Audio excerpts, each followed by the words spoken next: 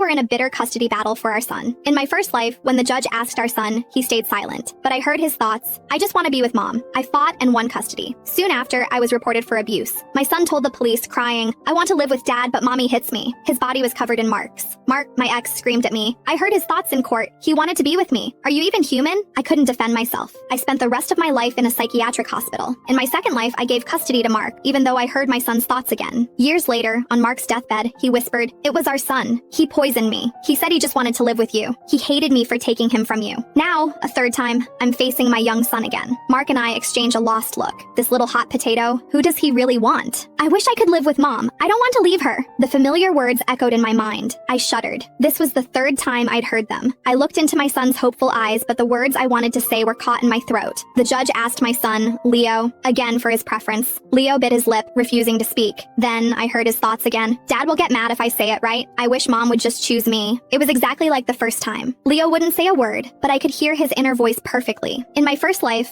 even though my financial situation was worse than Mark's, I had promised I would never remarry or have other children. The judge was moved and granted me custody. To make up for his absent father, I poured every ounce of my time and energy into Leo. I gave him the best of everything, but all my devotion earned me was an accusation of child abuse and my son's heart-wrenching screams. I hate mommy. I wanted to live with dad from the start, but she wouldn't let me. The memory of my first life was still seared into my mind. I wasn't going through that again. I pretended not to see his pleading eyes and turned my head away. The judge sighed. In that case, the court will decide based on which parent can provide a more stable and— No! Mark's voice boomed through the courtroom. I object! The judge frowned, annoyed. Mark struggled to compose himself. I request a recess. We need to discuss this privately. The judge agreed. 10-minute recess. Mark dragged me into a side room and got straight to the point. You've been reborn too, haven't you? When I nodded, Mark cursed under his breath. Last time his thoughts told me he wanted to live with me. He said you were mean to him. That's why I fought so hard to get custody. I nodded slowly. What I heard was the exact opposite. Mark stared at me, his expression a mixture of confusion and dread. Maybe you should take him, Mark said, his voice strained. In my last life, he wanted to be with you.